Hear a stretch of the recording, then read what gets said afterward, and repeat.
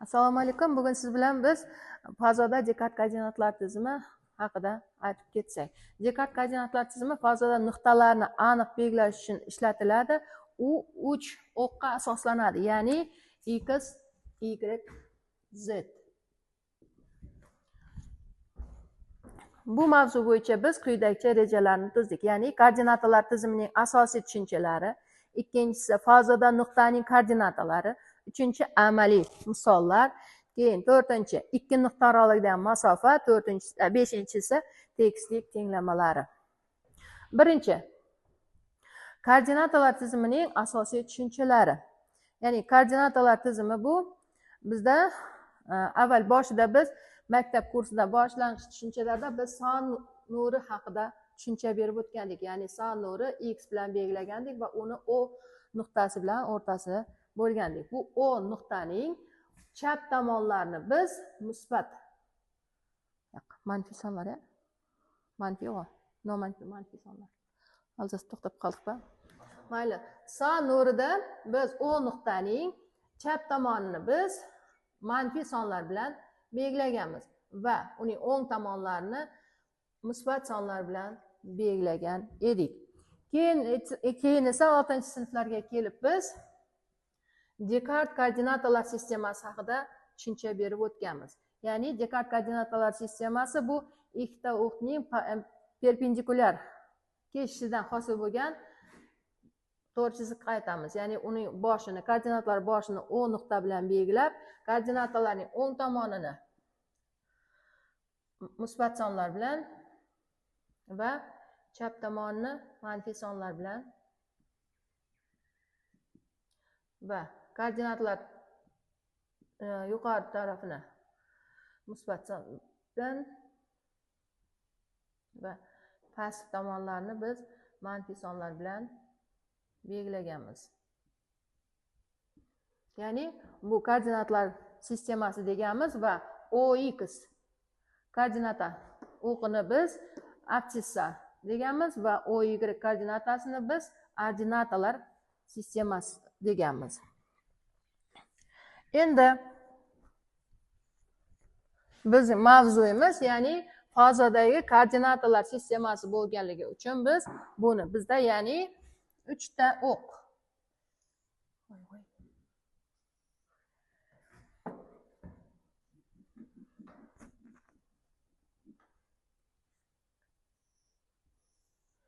Kesishdan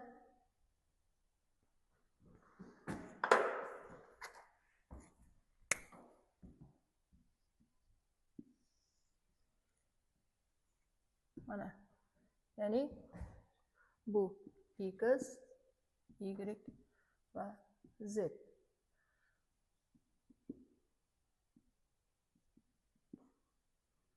Mana bu ko'rinishda beriladi. Ya'ni bu yerda bizda mana bu yerda tasvirlangan OX va OY va OZ koordinatalar sistemasi tushilgan. Ya'ni bu yerda mana birinchi o'q va tekislik 3 ta o'q x, y, z koordinatalar sistemasini tashkil etadi va o nuqtada kesishadi. Ya'ni mana x, y va z va bu yerda o nuqtada kesishadi. Ikkinchisi perpendikulyarlik. O'qlar bir-biriga tek va to'g'ri burchakni hosil qiladi. Ya'ni mana bu yerda mana doskadan chizgan paytimizda bir-biri bilan to'g'ri chiziqda tashkil etishi ko'rinadi. Keyin oktantlar koordinata tekisliklarini OX, Y, X, OZ, Y, OZ deb belgilasak, bu tekisliklar fazoni 8 ta qismga ajratadi. Ya'ni mana bu yerda ham ko'rinib turibdi. Birinchi, ikkinchi va uchinchi, to'rtinchi. Mana bu yerda fazoni qismlarga 4 ta qism tepadan va 4 ta qism pastdan qismlarga ajratgan ekanligi ko'ringan. Keyingi fazoda nuqtaning koordinatalari, ya'ni har bir nuqta 3 ta son bilan belgilanadi. X, Y, Z. Keyingisi esa nuqta koordinatalari o'qlar bo'yicha proyeksiyalarini ko'rsatadi. Nuqtaning fazodagi aniq o'rni hisoblanadi. Keyingisi ikki nuqta oralig'idagi masofa. Ya'ni buning formulasi masofada A va B. Ya'ni bu yerda A B teng ildiz osti x 2 minus x1 ning kvadrati va y 2 minus y1 ning kvadrati plus z 2 minus z1 ning kvadratiga teng. Bu formula bilan aniqlanadi. Bu yerda Pifagor teoremasi. Bu fazoviy Pifagor teoremasining kengaytmasidir. Uchinchisi amaliy misollar. Masofani ishlatib nuqtalar orasidagi real masalalar yechiladi. Keyingi sfera va shar tenglamasi. Ma'lumki, A, B, C nuqtalardan masofada yotgan barcha M, X, Y, Z nuqtalar sferani tashkil qilsa, ya'ni mana bu yerdagi rasmda, unda birinchida yotgan barcha nuqtalar koordinat. Birinchi formulada ko'ra markazi A, B, C nuqtalarda radius R ga teng bo'lgan sferada yotgan barcha nuqtalar koordinatalari x minus A kvadrat plus y minus B kvadrat va plus z minus c kvadrat teng R kvadrat tenglikni qanoatlantiradi. Bundan ravshanki, markazi A, B, C nuqtada radius R ga teng bo'lgan shart tenglamasi x minus A ning kvadrati plus y minus B ning kvadrati plus z minus c ning kvadrati kichik yoki teng R kvadrat tarzda ifodalanadi. Kesma o'rtasining koordinatalari. Bu yerda A x1, y1, z1 bilan va B ni x1, y2, z2 ixtiyoriy nuqtalar bo'lib, A va kesmaning o'rtasi S, x, y, z bo'lsin. Ya'ni A B va C nuqtalar orqali OZ nuqtaga parallel to'g'ri chiziqlar o'tkazamiz. Mana bu yerda rasmda ham ko'ringan, mana ular OX, Y tekislikni AZ bu yerda AZ x1, y1 0, BZ x2, y2 0 va C Z x, y 0 nuqtalarda kesib o'tsin. Fales teoremasiga ko'ra CZ nuqta AZ va BZ kesmalarining o'rtasi bo'ladi. Unda tekislikda kesma o'rtasining koordinatalarini topish formulasiga ko'ra x teng x1 plus x2 bo'lingan 2, y teng y1 plus y2 bo'lingan 2. Z ni topish uchun OX, Y tekislik o'rniga OX, Z yoki OY, Z tekislikni olish kifoya. Bunda Z uchun hamma yuqoridagilarga o'xshash formula hosil qilinadi. X teng x plus x2 taqsim 2, y teng y1 plus y2 taqsim 2, z teng z1 plus z2 taqsim 2. Shunga o'xshash berilgan AB kesmada lambda nisbatda AP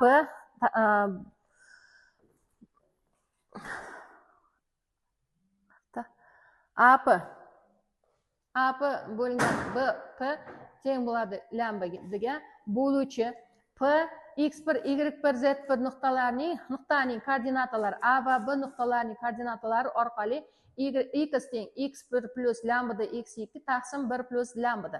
Bu keyin y teng y1 plus lambda y2 taqsim 1 plus lambda bilan va z teng z1 plus lambda z2 taqsim 1 plus lambda formulalari yordamida topiladi.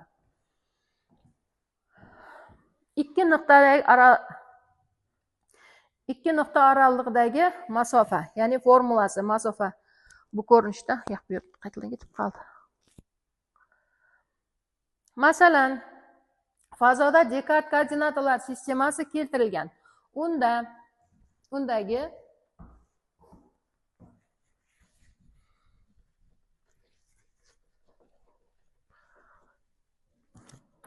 ya'ni fazoda Dekart koordinat sistemasi keltirilgan. Undagi A 2, 3, 4 nuqtaning o'rnini aniqlang. Ya'ni buni biz fazodagi Dekart koordinatlar sistemasida qo'yib ko'rsatamiz. Ya'ni A y z. Mana birinchi x'imiz bu yerda 2 ga teng. Buni biz oy koordinatasiga, o'qiga biz parallel chizamiz va keyin 3 1 2 3. Bu yerda biz esa ox o'qiga parallel chiziq o'tkazamiz va buni tutashgan o'rinni biz koordinata boshi bilan tutashtiramiz. Keyin OZda esa 4 2 3 4. Ya'ni mana bu yerda 4 berilgan va bu yerdan biz OZ o'qiga parallel perpendikulyar tushiramiz va bu yerda O koordinata boshidan bu yerga keltirilgan A1 bilan belgilab oladigan bo'lsak, bunga parallel ko'chiramiz. Mana bu yerimiz esa bizda A, ya'ni 2 3 4. Mana bu yerda biz koordinatalar o'rnini aniqlab ko'rsatdik. Ikkinchi misolda uchlari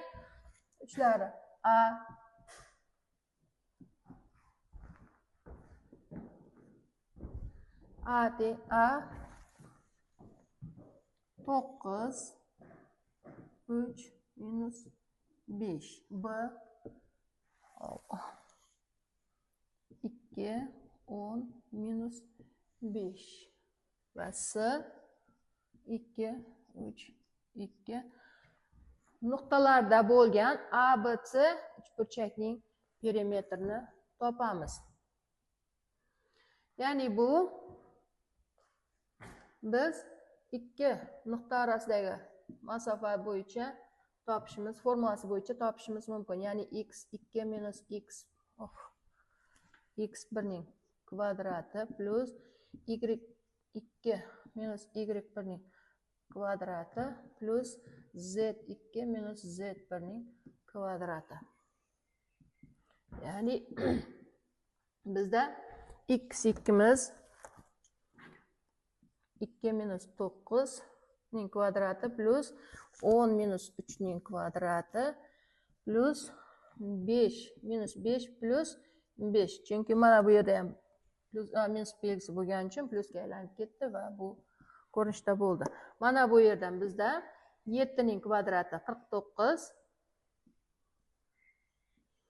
plus mana bu yerda ham 7 chiqadi, buni ham kvadrati 49 ga teng. Mana bu yer 0 bo'lgani uchun yozish shart emas. Endi bu yerdan esa 7 ildiz osti 2 ga teng.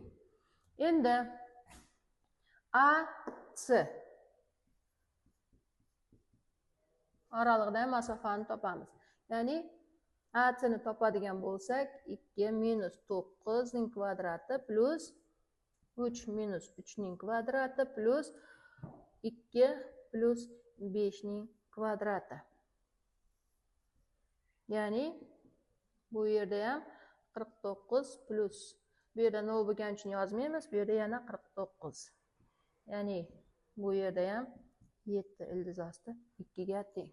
Va B C ni topadigan bo'lsak, bu yerda ham 2 minus 2 ning kvadrati plus 3 minus 10 ning kvadrati plus 2 plus 5 ning kvadratiga teng. Ya'ni bu yerda ham shu narsa keladi. Ya'ni bu yerda 49 plus 49. Ya'ni teng bu bo'ladi 7 ildiz osti 2 ga teng ekan. Va bu yerda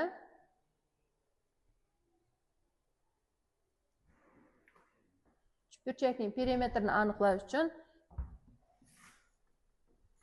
ya'ni perimetri bizda uchburchakning perimetri uning taraflarining yig'indisiga teng edi. Ya'ni B teng AB plus AC plus BC ga teng. Ya'ni 7 ildiz osti 2 qo'shilgan 7 ildiz osti 2 qo'shilgan 7 ildiz osti 2. Ya'ni 7 ko'paytirilgan 3 ildiz osti 2 ga teng. Ya'ni bu 21 ildiz osti 2 ga teng. Tekislikning tenglamasi. Tekislikning tenglamasi umumiy tenglamasi ax plus py plus cz plus d teng 0 shaklida ifodalanadi. Normal vektor. Bu yerda tekislikka perpendikulyar yo'nalish ko'rsatiladi. Misollar tekislik tenglamalari aniq misollar bilan tuziladi. Keyin amaliy misollar va qo'llanilishi. Muhandislikda, bino va inshootlar loyihalashtirishda qo'llaniladi. Kompyuter grafikasida 3D modellashtirish va o'yinlarda foydalaniladi. Fizika va astronomiyada harakatlar va jismlarni modellashtirish uchun qo'llaniladi. Bu mavzu bo'yicha xulosaga keladigan bo'lsa, ahamiyati Dekart tizimi fazoda joyni aniqlashdan muhim vosita. Mustahkamlash mavzularni chuqur tushunishni ta'minlaydi. Kelajakda yangi o'rgatish va qo'llanish yo'nalishlari ochiq. E'tiboringiz uchun rahmat.